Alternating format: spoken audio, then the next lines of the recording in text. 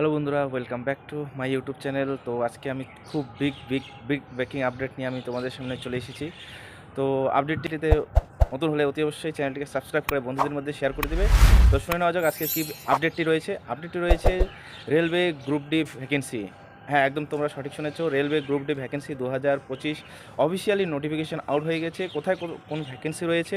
তো zone wise vacancy তোমরা দেখতে পাচ্ছ। ওয়েস্টার্ন রেলওয়ে জোনে রয়েছে 4672টি, নর্থ ওয়েস্টার্ন জোন রেলওয়ে রয়েছে 1433টি ভ্যাকেন্সি, নর্দার্ন জোনে রয়েছে 4785টি, যেটি সব থেকে বেশি ভ্যাকেন্সি রয়েছে। নর্থ ইস্টার্ন ফ্রন্টিয়ার রেলওয়ে জোনে রয়েছে 2048টি ভ্যাকেন্সি।